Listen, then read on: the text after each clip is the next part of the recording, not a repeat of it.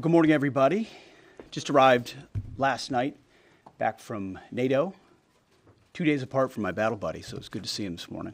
Good to see you, Mr. Chairman. You too, sir. Where there was a historic outcome. I want to start with that real quick. I think there's so much news, so many things happening that oftentimes big, momentous moments get missed. What President Trump accomplished in NATO yesterday was game-changing and historic. A shift in burden sharing to European responsibility in NATO that most would have said was impossible at the beginning of his term. But he said NATO needs to pay up. They started in the first term, and here in his second term, we've accelerated that. 32 NATO countries committed to spending 5% of their GDP on defense, on actually investing in the NATO alliance. So I hope with all the ink spilled, all of your outlets find the time to properly recognize this historic change in continental security that other presidents tried to do, other presidents talked about. President Trump accomplished it. It's a huge deal. You see, we're here this morning because in hunting for scandals all the time, in trying to find wedges and spin stories, this press corps and the press corps miss historic moments. You miss historic moments like 5% at NATO, which when you hear, I was in the closed-door briefing. I wish there could have been cameras in there. When you heard the prime ministers and presidents of other countries, to a man and to a woman, looking at President Trump and saying, this never could have happened. Never would have happened. It seemed impossible 5 years ago, 2 years ago, 8 years ago. But here we are because of your leadership. If you ask them the question, I bet they'd say the same thing. But searching for scandals, you miss historic moments, like recruiting at the Pentagon. Historic levels in the Army, the Air Force, and the Navy. Yeah, maybe there'll be a little mention here or there, but because it was under President Trump's leadership, because Americans are responding to him as commander-in-chief, the press corps doesn't want to write about it. Or bring us to the topic of the moment, the highly successful strikes in Iran. Let me read the bottom line here. President Trump directed the most complex and secretive military operation in history. And it was a resounding success, resulting in a ceasefire agreement and the end of the 12-day war. There's been a lot of discussion about what happened and what didn't happen. Step back for a second. Because of decisive military action, President Trump created the conditions to end the war, decimating, choose your word, obliterating, destroying Iran's nuclear capabilities.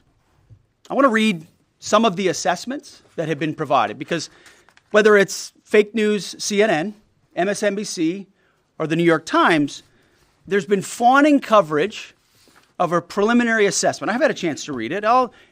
Every outlet has breathlessly reported on a preliminary assessment from DIA. I'm looking at it right now.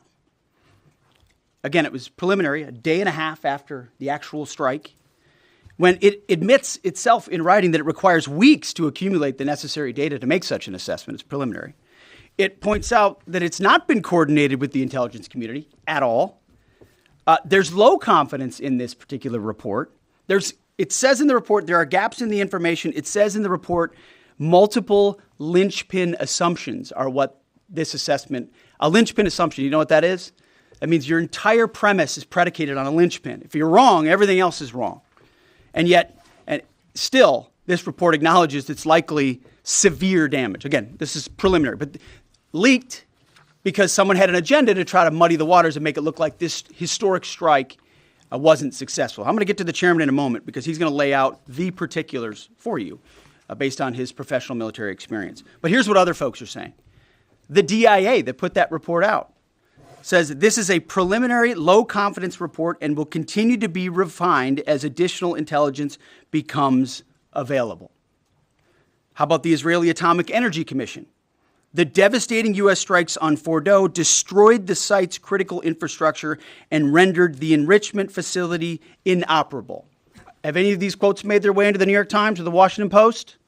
MSNBC? CNN? Any of these quotes? How about this one? This is a new one from the UN, the United Nations. No friend of the United States, or certainly Israel often. Here's the head of the UN Atomic Energy Agency this morning, Rafael Grossi. U.S. and Israeli strikes caused enormous damage to Iran's nuclear sites. Don't take my word for it. How about the IDF's chief of staff? I can say here that the assessment is that we significantly damaged the nuclear program, setting it back by years. I repeat, years. The Iranian foreign minister, the spokesman. Our nuclear installations have been badly damaged, that's for sure. I'm sure that's an understatement. John Radcliffe, the director of the CIA, putting out a statement just last night. CIA can confirm that a body of credible intelligence indicates Iran's nuclear program has been severely damaged by recent targeted strikes.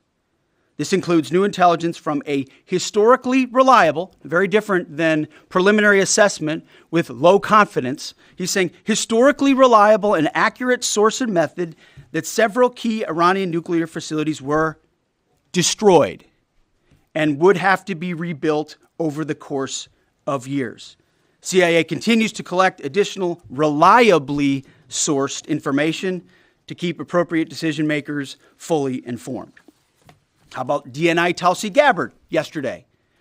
She writes, and I quote, "New intelligence confirms what POTUS has stated numerous times. Iran's nuclear facilities have been destroyed."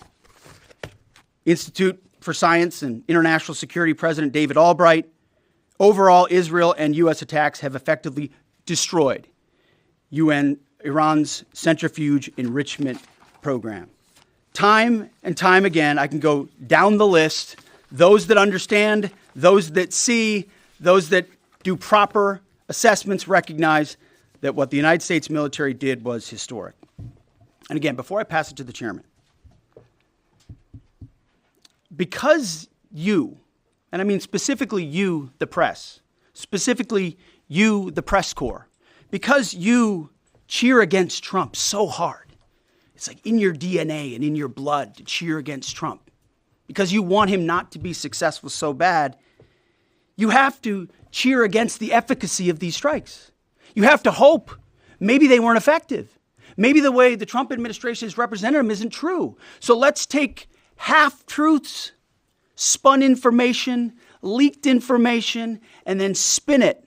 Spin it in every way we can to try to cause doubt and manipulate the public mind over whether or not our brave pilots were successful. How many stories have been written about how hard it is to, fly a plane for 36 hours? Has MSNBC done that story? Has Fox? Have we done the story how hard that is? Have we done it 2 or 3 times so that American people understand? How about how difficult it is to shoot a drone from an F-15 or 16 or F-22 or F-35? Or what it's like to man a Patriot battery? Or how hard it is to refuel midair, giving the American people an understanding of how complex and sophisticated this mission really was. There are so many aspects of what our brave men and women did that, because of the hatred of this press corps, are undermined because your people are trying to leak and spin that it wasn't successful. It's irresponsible. And folks in this room are privy to that information because of the proximity here in the Pentagon. It's an important responsibility. And time again, classified information is leaked or peddled for political purposes to try to make the president look bad. And what's really happening is you're undermining the success of incredible B-2 pilots and incredible F-35 pilots and incredible refuelers and incredible air defenders who accomplished their mission, set back a nuclear program in ways that other presidents would have dreamed. How about we celebrate that? How about we talk about how special America is, that only we have these capabilities? I think it's too much to ask, unfortunately, for the fake news. So we're used to that. But we also have an opportunity to stand at the podium and read the truth of what's really happening. And the reality is, you want to call it destroyed, you want to call it defeated, you want to call it obliterated, choose your word.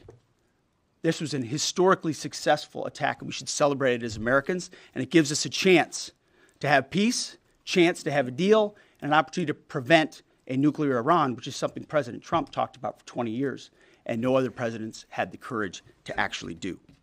So with that, I want to hand it over to the chairman of the Joint Chiefs. They've done technical analysis on this, not just on the strike, but also on our Patriot defenders, on Al Udeid. And Mr. Chairman, I'll hand it over to you. Good morning. Thank you, Mr. Secretary, and good morning, and all of you. Thank you for being here. As a follow-up to my comments on Sunday's press conference, I wanted to give you a few updates this morning on something I'm honored to do as a chairman, and that's a chance to get to talk about some of our service members and the incredible things that they do on behalf of our nation. And I apologize ahead of time for the length and the detail. Today, I'm going to brief you on a couple things. First, I'm going to talk about our air defenders at Al Udeid in Qatar and their actions on Monday. Then I'm going to walk you through a little bit about the academics that went into the attack against Fordo, the massive ordnance penetrator weapon, and we're going to show a video that highlights the effects that weapon has. Of course, nobody was down inside the target, so we don't have video from the target. First, on Monday, as the President has stated, on Monday morning we began to receive indications and warnings that Iran intended to attack U.S. bases in the region. That morning, building on the work that CENTCOM Commander Eric Kurilla had done, and on the orders of the President, at Al Udeid Air Base in Qatar and around the region, we assumed a minimum force posture. Most folks had moved off the base to extend the security perimeter out away from what we assessed might be a target zone, except for a very few Army soldiers at Al Udeid. At that point, only 2 Patriot batteries remained on base, roughly 44 American soldiers responsible for defending the entire base, to include CENTCOM's forward headquarters in the Middle East, an entire air base, and all the U.S. forces there. The oldest soldier was a 28-year-old captain.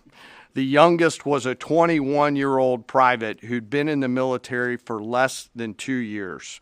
So let's put ourselves out there for a second. Imagine you're that young first lieutenant, you're 25 or 26 years old, and you've been assigned as the tactical director inside the command and control element.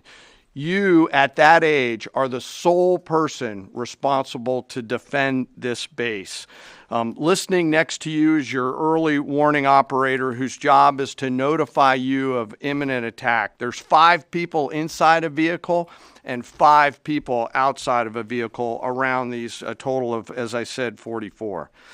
By the way, you've sat in the Middle East for years, deployed over and over again, extended multiple times, always being prepared, but unsure of when that particular day will come that you must execute your mission and not fail at doing it. In this case, these Patriot crews were deployed from Korea and Japan as part of our U.S. forces there to ensure that we had the most capable missiles in the CENTCOM area of responsibility. As the day continues, you start to hear more and more chatter in the information space about a pending attack. And as the sun starts to set in the west, you get orders from your higher headquarters to make sure that your missile batteries are pointed to the north. There are just a few other teammates. It's hot, you're getting nervous, and you expect an attack. Outside of those Patriot vehicles, your hot crew, which is 1 NCO and 4 additional soldiers, turns a key and relinquishes control of those missiles to that young lieutenant inside the vehicle. And you wait. You know that you're going to have approximately 2 minutes, 120 seconds to either succeed or fail.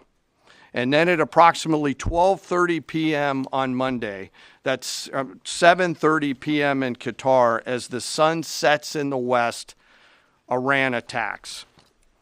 As the targets were detected, round after round of Patriot missiles are ejected from their canisters by an initial launch charge.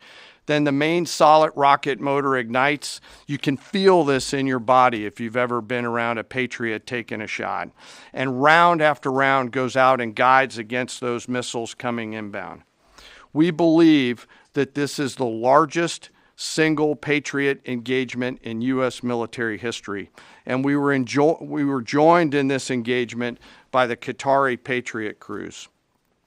I'm not going to tell you how many rounds were shot, but it was a bunch because of classified purposes. And we're aware that there's reports of something getting through. What we do know is there was a lot of metal flying around.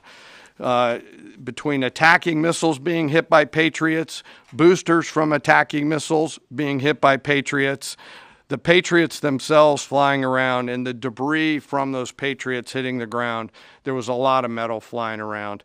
And yet our U.S. air defenders had only seconds to make complex decisions with strategic impact. These awesome humans, along with their Qatari brothers and sisters in arms, stood between a salvo of Iranian missiles and the safety of Al Udeid.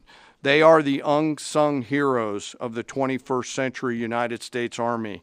And I know a lot of you have seen the videos online and the excitement as those Patriots departed their launchers and went up and guided. This really demonstrates the combat capability and capacity of our Army air defenders. Simply stated, they absolutely crushed it. If you'd flip this over, thanks. Let me next move to a walkthrough of the GBU-57 massive ordnance penetrator weapon and share a little bit about the planners who did this and their work on the weapon. First, let me set the stage for you. There's an organization in the U.S. called the Defense Threat Reduction Agency, DTRA. DTRA does a lot of things for our nation, but DTRA is the world's leading expert on deeply buried underground targets. In 2009, a Defense Threat Reduction Agency officer was brought into a vault at an undisclosed location and briefed on something going on in Iran. For security purposes, I'm not going to share his name. He was shown some photos and some highly classified intelligence of what looked like a major construction project in the mountains of Iran. He was tasked to study this facility, work with the intelligence community to understand it, and he was soon joined by an additional teammate. For more than 15 years, this officer and his teammate lived and breathed this single target, Fordow, a critical element of Iran's covert nuclear weapons program. He studied the geology. He watched the Iranians dig it out. He watched the construction, the weather, the discard material, the geology, the construction materials, where the materials came from. He looked at the vent shaft, the exhaust shaft, the electrical systems, the environmental control systems, every nook, every crater, every piece of equipment going in and every piece of equipment going out. They literally dreamed about this target at night when they slept.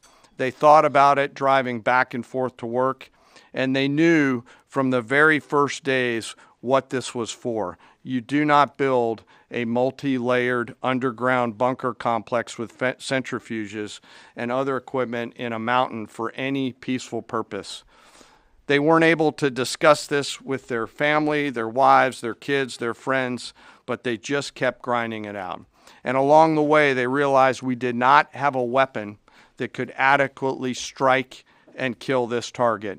So they began a journey to work with industry and other tacticians to develop the GBU-57. They tested it over and over again, tried different options, tried more after that. They accomplished hundreds of test shots and dropped many full-scale weapons against extremely realistic targets for a single purpose: kill this target at the time and place of our nation's choosing. And then, on a day in June of 2025, more than 15 years after they started their life's work, the phone rang and the President of the United States ordered the B-2 force that you've supported to go strike and kill this target. Yesterday, I had the incredible honor and privilege of spending time with these two Defense Threat Reduction Agency officers who've given so much. One of them said, quote, "I can't even get my head around this. My heart is so filled with the pride of being a part of this team. I am so honored to be a part of this." To you both, thank you, and thank you to your families. Operation Midnight Hammer was the culmination of those 15 years of incredible work. The air crews, the tanker crews, the weapons crews that built the weapons, the load crews that loaded it. Before I run through this video today, I want to talk a little bit about weaponeering and what goes into an attack. Weaponeering is the science of evaluating a target. I mentioned all of those factors before that these two DTRA officers had thought about. Ultimately, weaponeering is determining the right weapon and fuse combination to achieve the desired effects and maximum destruction against a target. In the case of Fordo, the DTRA team understood with a high degree of confidence the elements of the target required to kill its functions, and the weapons were designed, planned, and delivered to ensure that they achieve the effects in the mission space. By the way, in the beginning of its development, we had so many PhDs working on the MOP program, doing modeling and simulation, that we were quietly and in a secret way the biggest users of supercomputer hours within the United States of America. So let me talk about the graphic a little bit. And the GBU-57, which all of you I know is a 30,000 pound weapon dropped only by the B-2. It's comprised of steel, explosive, and a fuse, programmed bespokely each weapon to achieve a particular effect inside the target. Each weapon had a unique desired impact angle, arrival, final heading, and a fuse setting. The fuse is effectively what tells the bomb when to function. A longer delay in a fuse, the deeper the weapon will penetrate and drive into the target. So on Fordo, in June of 2008, you can see these three holes. Depicted here is the main exhaust shaft with two additional ventilation shafts on either side. The United States decided to strike these two ventilation shafts, seen here on the main graphic, as the primary point of entry into the mission space. In the days preceding the attack against Fordo, the Iranians attempted to cover the shafts with concrete to try to prevent an attack. I won't share the specific dimensions of the concrete cap, but you should know that we know what the dimensions of those concrete caps were. The planners had to account for this. They accounted for everything. The cap was forcibly removed by the first weapon, and the main shaft was uncovered. Weapons 2, 3, 4, 5 were tasked to enter the main shaft, move down into the complex at greater than 1,000 feet per second, and explode in the mission space. Weapon number 6 was designed on each side, so there were 6 on each side. Weapons number 6 was designed as a flex weapon to allow us to cover if one of the preceding jets or one of the preceding weapons did not work.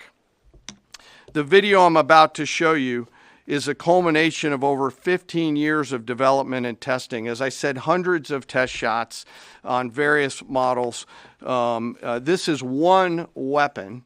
So if you take a view of this as 5 additionals, you'll get a sense of what this looks like. Hopefully you can see it and there's not too much reflection. Tom runs our videos out there. We'll run it at full speed so you can see it and then go back through it. Go ahead, Tom.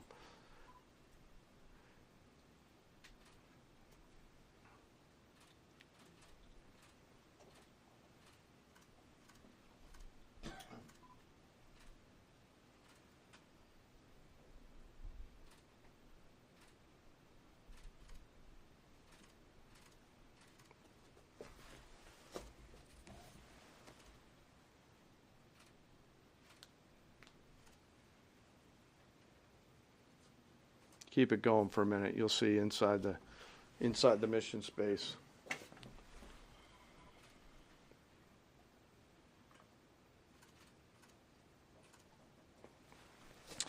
Unlike a normal surface bomb, you won't see an impact crater because they're designed to deeply bury and then function. I know there's been a lot of questions about that.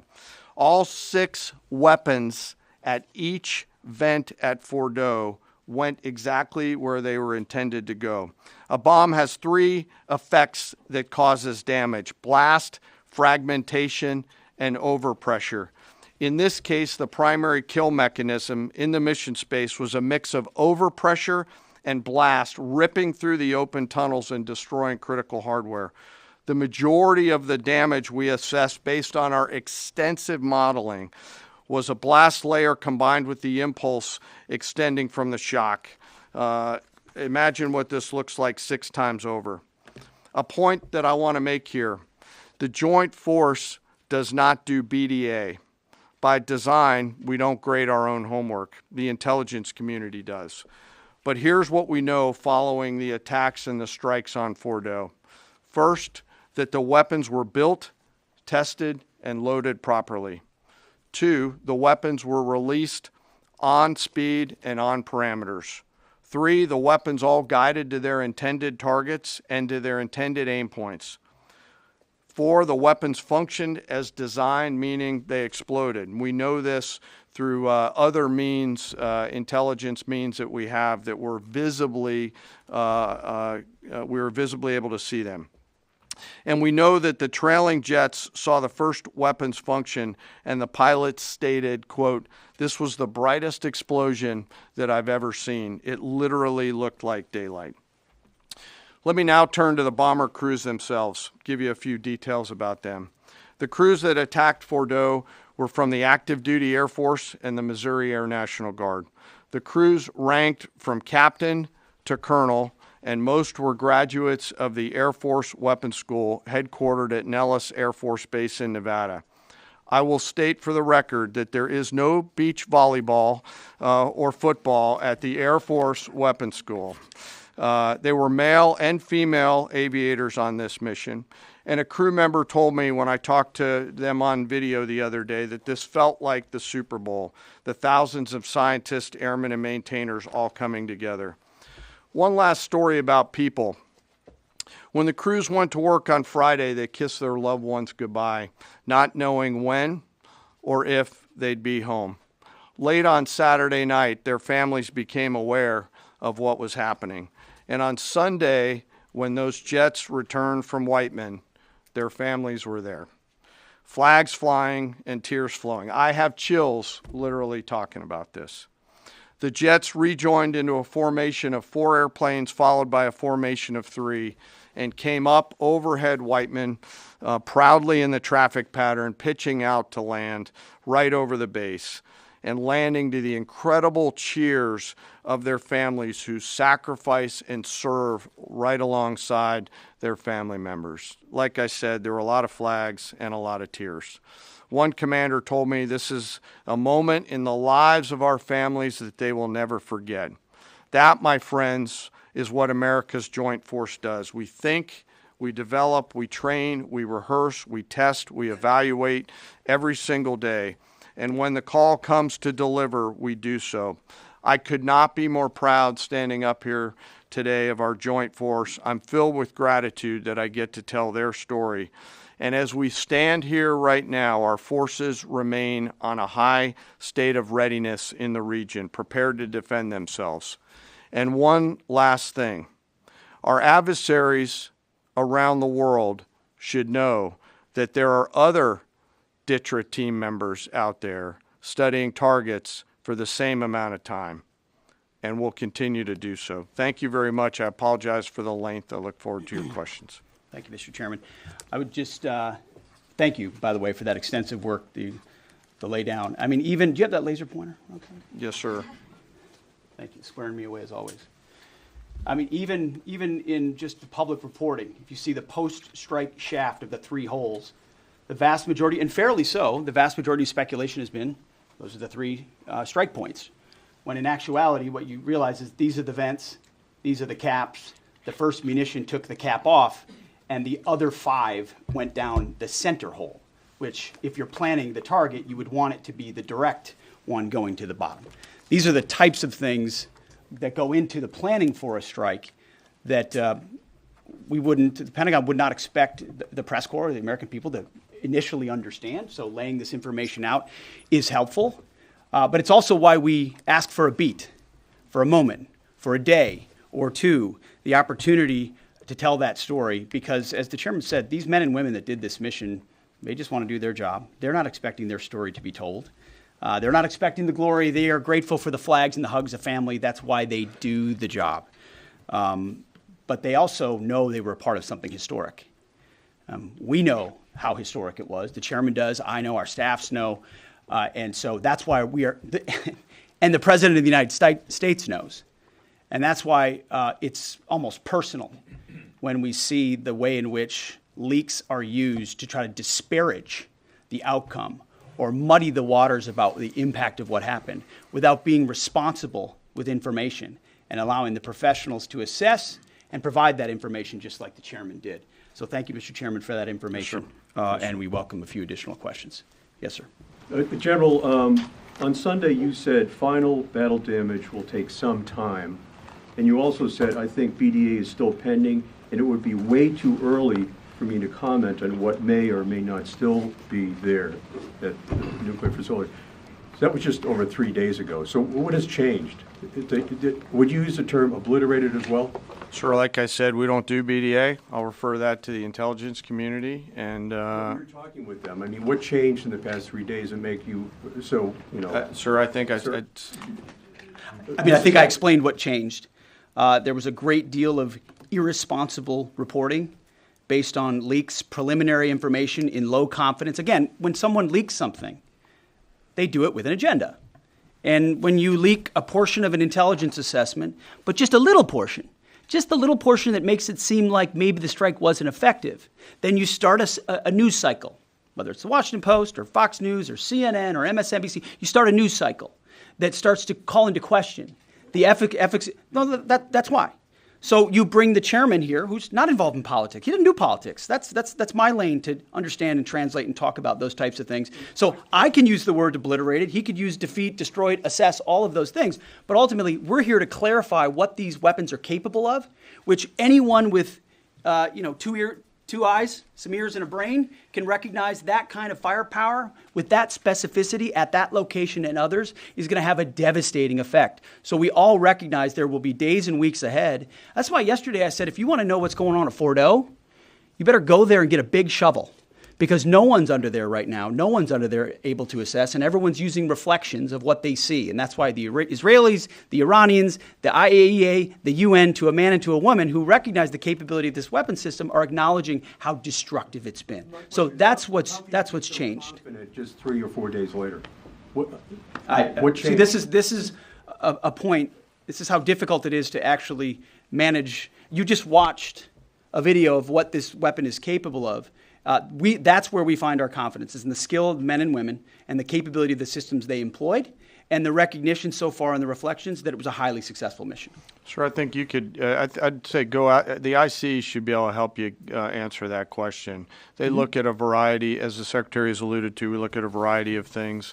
I don't do that, they do. All different sources of intel, which I'd refer you to them to get clarity on the end state. So again, I go back to the IC, whether it's Director Radcliffe or ODNI Gabbard. I read the statements at the beginning. They're the ones aggregating the intelligence, and they're saying nuclear facilities were destroyed and would have to be rebuilt over a number of years. Facilities were destroyed. What do we got right here? Sir, you cited a body of credible intelligence to suggest the damage at Fort O and other places. What is that referring to, and when can we see it? I was reading from the CIA director's statement, which came out last night. CIA, again, they do the BDA, they do the assessment. CIA can confirm that a body of credible intelligence indicates, it also goes on to say, new intelligence from historically reliable and accurate sources and methods. Now, you can imagine, the CIA director is going to be very careful about how he articulates things of that sensitivity. Classified, secret, top secret, compartmentalized. He's going to know things that you're not going to know, that the press isn't going to know, and he's reflecting that the sources he's seeing are highly credible. They've given credible intelligence. They or those processes have given credible intelligence in the past, and that's what he's basing it on. Do you think we need to see that? Do you have a top secret clearance, sir? Eventually, Okay. the American public wants Yes, to see sir. it. Yes. Yeah, you. I wanted to ask briefly just No, if, not you. Checkered shirt. Oh, so Mike Glenn with the Washington Times. Yes, sir. Thanks, sir. Anybody who's ever read a Battalion S2 report after a fight knows that it's usually, the initial report is usually wrong, sometimes grossly so. Has what happened in this incident caused you all to sort of rethink the intelligence process or the dissemination, or do you think it's just a matter, I mean, if the process itself doesn't require any more adjustment? Well, I can tell you what the chairman told me in the Situation Room and reminded us all, which is alongside what you just said, sir, is that the first reports are almost always wrong. They're almost always incomplete, right? Anything, whether it's a squad level operation or a strategic level operation, the initial reflections you get are coming at you at a high rate of speed from a lot of different sources. So your job is to step back and assess them. And that's why we're urging caution about premising entire stories on biased leaks to biased publications trying to make something look bad. How about we take a beat, recognize first the success of our warriors, hold them up, tell their stories, celebrate that, wave an American flag, be proud of what we accomplished. And in the meantime, I can assure you, the chairman and his staff, the intelligence community, our staff and others are doing all the assessments necessary to make sure that mission was indeed successful. Yes, right there. Sir, thank you, Mr. Secretary. Iran has recognized that their nuclear program was indeed severely damaged, but they also said that the U.S. strikes only strengthened their ability and their determination to complete their nuclear program. How do you respond to that, sir? Is that a provocation from Iran? Well, I would say Iran's going to have to say a lot of things right now in order to bolster their image, especially internally. You know, in the media, there's a lot of things they'll say for domestic consumption. But we're watching very closely what they do. Again, that's the intel community. Our job as the chairman, the chairman laid it out so beautifully. Our job is to be prepared. And how proud are you? How proud am I? I didn't know the full story of those men and women 15 years ago who've been pointing at that target. That makes me proud to be an American. That's an awesome story. I hope we can tell more aspects of that in an unclassified way in the future. That's a great thing to know. Our job is to be prepared when the commander-in-chief calls based on those assessments. So, of course, our IC, the Intelligence Committee, will keep watching what Iran does and pay attention to that. But the president has created the contours, the opportunity for a deal, for peace, in something that the world said was intractable, that wasn't possible. And we got that peace, that ceasefire, that option, because of strength, because of his willingness to use American military might that no one else on the planet can do with the kind of planners and operators that the chairman just laid out. Yes, sir. Right there. Yep. Me, sir? Just a quick question. There's public imagery available saying that highly enriched uranium was moved out of Fordo before the strikes. Is that accurate? Have you seen that? And Mr. Chairman, a question for you. Have you been pressured to change your assessment or give a more rosy intelligence assessment to us by any political factors, whether it's the president or the secretary? And if you were, would you do that? Yeah, well, that one's easy. No. No, I have not, and no, I would not. My job as the chairman is to offer a range of options to the president and the National Command Authority to deliver the risks associated with each of those, and then take the orders of the National Command Authority and go execute them. I've never been pressured by the president or the secretary to do anything other than tell them exactly what I'm thinking, and that's exactly what I've done. And the highly enriched uranium? There's nothing that I've seen that suggests that we didn't hit exactly what we wanted to hit in those locations. That's not the question, though. It's about highly enriched uranium. Do you have certainty that all the highly enriched uranium was inside the Fordo mountain, or some of it, because there were satellite photos that showed more than a dozen trucks there 2 days in advance? Are you certain none of that highly enriched uranium was moved? Of course, we're watching every single aspect, but Jennifer, you've been about the worst, the one who misrepresents the most intentionally what the president says. I'm familiar. I was about the ventilation shafts on Saturday night, and in fact, I was the first to describe the B-2 bombers, the refueling, the entire mission with great accuracy.